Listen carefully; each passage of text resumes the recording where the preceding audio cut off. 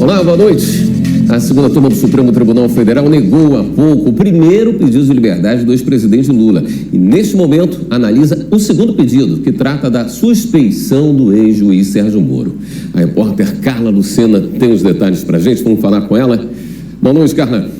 Olá, William, boa noite para você, boa noite a todos que nos acompanham. É exatamente isso. Neste momento, então, aqui na sala de julgamentos da segunda turma, os ministros estão analisando se o ex-juiz Sérgio Moro, ele foi parcial em condenações relacionadas ao ex-presidente Luiz Inácio Lula da Silva. Esse foi um habeas corpus que foi apresentado aqui ao STF pela defesa de Lula, que alegou que o ex-juiz Sérgio Moro foi parcial. Esse pedido chegou depois que Sérgio Moro aceitou ser ministro da Justiça na atual gestão do presidente Jair Bolsonaro. O julgamento deste caso, ele começou no ano passado, quando tivemos os votos do relator, o ministro Edson Fachin, e também da ministra Carmen Lúcia. Os dois negaram, disseram que não havia aí nenhuma irregularidade nas decisões de Moro. Foi então que o ministro Gilmar Mendes pediu vista, um tempo maior, para analisar este caso. E aí foi quando, no começo deste mês, no dia 11 de junho, o ministro Gilmar Mendes disse que estava devolvendo, então, esse habeas corpus para julgamento e indicou a data de hoje para julgar. Ontem, o ministro decidiu retirar esse item da pauta, mas hoje ele retornou após um pedido aí da defesa do ex-presidente Luiz Inácio Lula da Silva. Foi então que a ministra Carmen Lúcia, que é agora a atual presidente da segunda turma, decidiu chamar junto um outro habeas corpus, também do ex-presidente Luiz Inácio Lula da Silva. Esse segundo, que foi o primeiro, no caso, a ser julgado na sessão de hoje à tarde, tem a ver com o questionamento da defesa de Lula sobre uma decisão monocrática do ministro Félix Fischer, do Superior Tribunal de Justiça. Mas, neste caso, a gente já tem resultado e, por maioria de votos, 4-1, os ministros negaram o pedido de liberdade de Lula. Disseram que não há nenhuma irregularidade na decisão do ministro Félix Fischer, até porque, em seguida, pouco depois, o STJ julgou em uma das turmas este mesmo recurso que questionava a condenação de Lula no caso envolvendo o triplex em Guarujá, em São Paulo. Aí está, já temos então a decisão do Supremo Tribunal Federal, do plenário do Supremo Tribunal Federal. 6-2. Não perde mais então a decisão de manter a decisão da segunda turma que declarou o ex-juiz Sérgio Moro suspeito. Bom dia, senhoras e senhores. Hoje é 21 de dezembro de 2023. São 8 horas da manhã. O primeiro julgamento que você viu sendo relatado em vídeo foi em abril de 2018 e o segundo em abril de 2021. Entre 2018 e 2021, 3 anos, mudou o STF e mudou o Brasil. O juiz Sérgio Moro, o ex-juiz, então juiz Sérgio Moro, conseguiu fazer com que o STF recusasse o habeas corpus de Lula e fosse preso. E depois o STF, o mesmo STF, depois de saber tudo que soube na Vaza Jato, no conjunto de mensagens hackeadas que mostraram que Sérgio Moro estabeleceu com os procuradores da Lava Jato, ou seja, com a acusação a Lula, uma aliança espúria que tirou os direitos dos réus, e depois também de os ministros do STF saberem que esse mesmo Sérgio Moro e essa mesma Lava Jato tinha planos até de prender ministros do Supremo na sua ânsia desmedida de poder. Todo o poder que Sérgio Moro tinha, o poder discricionário que ele tinha, e a Lava Jato também, fizeram com que eles delirassem ao ponto de querer até prender ministro do Supremo Tribunal Federal. Aí o Supremo acordou e, no jantar recém-ocorrido na terça-feira entre Lula e os ministros do Supremo, houve como que um pedido de desculpas, a finalização desse processo que começou lá em 2018, quando esses ministros mandaram Lula para a cadeia, por 580 dias, quase 2 anos, não é? Eles mandaram o Lula para a cadeia por farsas, por um julgamento sem provas, uma condenação sem provas. E agora, nesse jantar, que você vê aí na foto, há esse pedido tácito de desculpas a Lula e mais algumas coisas. Lula recebeu uma pergunta do seu antigo algoz no jantar com o ministro do STF. Visto no passado como algoz de Lula no STF por ter conduzido os atos ligados à Lava Jato, Fachin teve uma conversa num tom para lá de amistoso com Lula e o presidente circulou em diversas rodas nesse jantar realizado na casa do presidente do STF, Luiz Roberto Barroso, na terça-feira. Quando chegou ao círculo no qual estava Fachin, foi perguntado pelo magistrado sobre as eleições de 2024, etc, etc.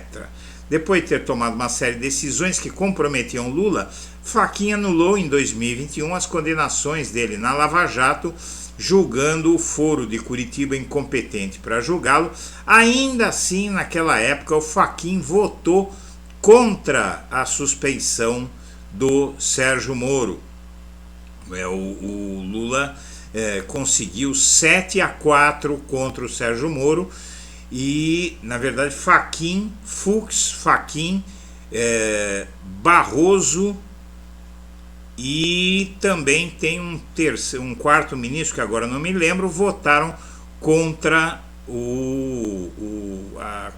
a suspeição do Sérgio Moro no STF. E agora, na nova coalizão de Lula, o Supremo ocupa o espaço do centrão, vamos dizer assim. O Lula acaba de fechar uma aliança com o Supremo Tribunal Federal e nessa aliança o Supremo vai, de uma forma até que é um pouco surpreendente nesse momento, não é? Porque o ideal seria que não houvesse uma aproximação tão grande entre o governo e ministros do STF. Porém, essa aliança se dá em cima de um objetivo muito claro. E é preciso entender isso. Essa matéria mesmo critica essa aproximação. Eu não vou dar espaço para essa matéria porque ela critica a aproximação de Lula com o Supremo com os argumentos que a gente já sabe, não é? Ah, mas o Supremo não pode ter uma aproximação com o presidente da República, tal, mas essa aproximação, nesse momento, ela se dá, minha amiga, meu amigo, em defesa da democracia. O que você tem no país é um Congresso vitaminado por bandidos, gente que está sendo investigada, inclusive pelo próprio Supremo Tribunal Federal, e que tem poder, como já mostrou recentemente, de mudar a Constituição para conseguir se safar, usar o Congresso Nacional para conseguir se safar de processos. Tem condição de derrubar o governo, esses bandidos que estão no Congresso Nacional, tanto na Câmara quanto no Senado. É preciso que essa aliança se estabeleça como forma de blindar o país contra essa quadrilha que se apossou do poder legislativo brasileiro. Todos vimos as cenas patéticas, absurdas que se produziram no Congresso Nacional na última quarta-feira e que mostram que é preciso uma aliança entre o Executivo e o Judiciário para proteger o país. O ladrão chegou! O ladrão chegou! O ladrão chegou! O ladrão chegou! O ladrão chegou! Veja você, minha amiga, meu amigo, é contra isso que essa aliança se forma. Contra todos esses que você viu gritando aí, que estão sendo investigados pelo Supremo e que pretendem cedo ou tarde dá um golpe. Então essa aliança é mais do que necessária, porque todo mundo sabe o que a extrema-direita faz quando chega ao poder. Quem paga são os mais pobres. Enquanto isso, a vitória que o Lula comemorava nesse momento dessa baixaria que você acaba de ver, depois de quase 3 décadas, o Brasil finalmente vai mudar sua estrutura tributária. A legislação que reduz o número de impostos federais e altera as regras do ICMS foi promulgada em sessão solene com a presença do presidente Lula, que apesar desse ataque que recebeu ali, minha amiga, meu amigo, teve a inteligência emocional de fazer um convite ao Congresso Nacional pela União e declarou a importância do mandato de cada um daqueles que lá estavam, inclusive dos que o agrediram. E com esse gesto ele seduziu praticamente todos que o aplaudiram, com exceção, evidentemente, desses meliantes que cedo ou tarde vão responder pelos seus atos. Mas a reforma tributária ainda tem alguns pontos a regulamentar. Aprovar as coisas no Congresso carece sempre da regulamentação do que foi aprovado, do projeto aprovado. E o Congresso vai ter de aprovar leis complementares em 2024 para regulamentar a reforma. Pontos como a devolução de imposto para a população carente, o cashback, o imposto que o sujeito vai receber de volta daquilo que ele pagou, o imposto sobre o pecado, que é sobre bebidas, cigarros, etc. E os produtos e serviços que terão alíquotas reduzidas serão definidos, inclusive os produtos da cesta básica, etc. E Lula orienta os ministros dele a trocar as equipes e faz alerta sobre as eleições. As orientações foram dadas por ele na reunião ministerial de ontem e ele disse que espera que os ministros não subam em palanques de bolsonaristas e diz que é preciso trocar as equipes que não estivessem rendendo, porque o Brasil não pode ficar refém de incompetência. E mais uma vez, ser governador do Rio se mostra chave da cadeia. Cláudio Castro é o 7º governador a ser investigado no Rio de Janeiro e ele é investigado, aqui tem a razão, o que pesa contra ele, a PF investiga desvio em contratos da área de assistência social. Vejam só, não se sabe o que acontece com esses governadores, que eles entram lá e não conseguem evitar a roubalheira. E o silêncio da Michele Bolsonaro incomoda, diz a ex do José Trovão. A Michele Bolsonaro fica querendo, como dizem os jovens, pagar de feminista, vira e mexe, e na verdade ela ficou quietinha sobre o aliado do marido, tal de Zé Trovão, um brutamontes que usa aquele chapelão, e agrediu a esposa. A doce vingança de Janja que bateu boca com o dono do ex. Na verdade foi uma troca de críticas de lado a lado que culminou com o Twitter saindo do ar por quase 1 hora. Então a Janja criticou o Elon Musk criticou a Janja, o Lula entrou no meio, tal, e o Twitter saiu do ar.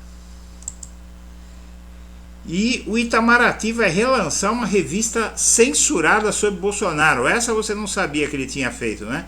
Ele censurou uma revista produzida por estudantes do Instituto Barão do Rio Branco, não é? O Instituto Rio Branco.